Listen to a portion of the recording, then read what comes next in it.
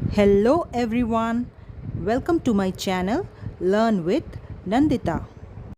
इस वीडियो में हम क्रिया के बारे में जानेंगे। क्रिया क्या है ये जानने से पहले इन वाक्यों को पढ़ें। सूर्य निकल रहा है, हवा चल रही है, बच्चे खेल रहे हैं, कुछ महिलाएं कसरत कर रही हैं। इन वाक्यों में रेखांकित शब्दों से किसी न किसी काम के होने का पता चल रहा है। पहले दो वाक्यों में क्रिया स्वयं हो रही है, जबकि अगले दो वाक्यों में क्रिया की जा रही है। अतः हम कह सकते हैं, जिस शब्द से किसी काम के होने या करने का बोध हो उसे क्रिया कहते हैं। पढ़ना, लिखना, खेलना आदि क्रिया शब्द है, पर जब ये क्रियाएं वाक्यों में प्रयुक्त होती हैं तब इनका रूप बदल जाता है। जैसे पढ़ना, तो वाक्य में जब इसे प्रयोग करेंगे, सोम पुस्तक पढ़ता है। लिखना, मेघा कलम से लिखती है।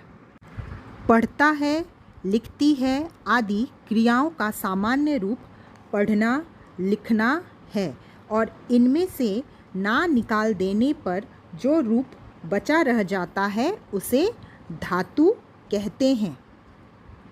अर्थात क्रिया के मूल रूप को धातु कहते हैं तथा धातु से ही क्रिया का सामान्य रूप बनता है। जैसे हम इस चार्ट में देख सकते हैं, सामान्य रूप है उठना, तो धातु रूप उठ। लिखना, लिख। सोना, सो।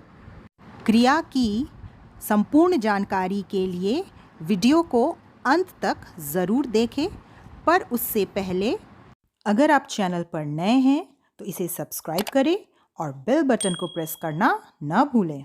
अब हम पढ़ेंगे क्रिया के भेद।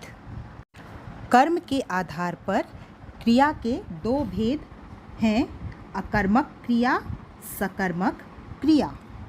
हर्ष हंसता है, मेधा कपड़े धो रही है। पहले वाक्य में हंसता है क्रिया से पूरी बात स्पष्ट हो जाती है, पर दूसरे वाक्य में अगर हम कहें मेधा धो रही है तो यहाँ बात स्पष्ट नहीं हो पाती। हमें यह पता नहीं चलता कि वह क्या धो रही है। जब तक कपड़े न कहा जाए वाक्य पूरा नहीं होता।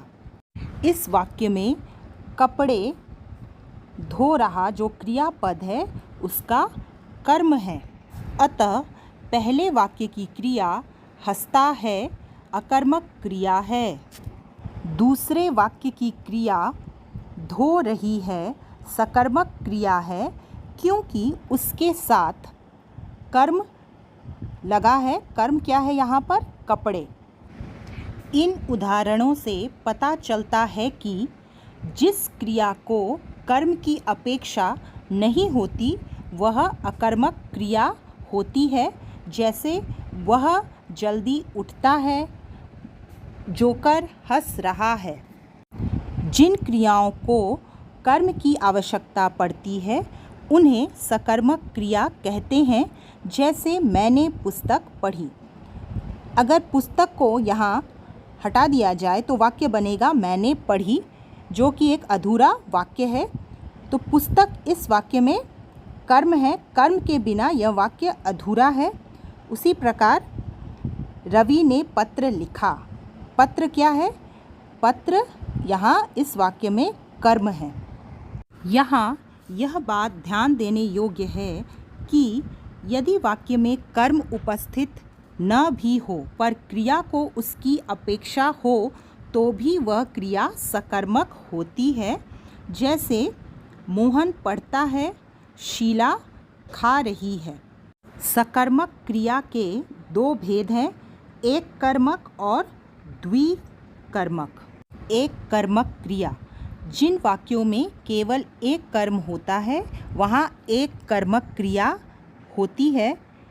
इसमें क्रिया से क्या प्रश्न करने पर उत्तर मिलता है। जैसे चारू ने गीत गाया, तो प्रश्न हम करेंगे क्या गाया, उत्तर है गीत। तो ये क्या हुआ, एक कर्मक क्रिया।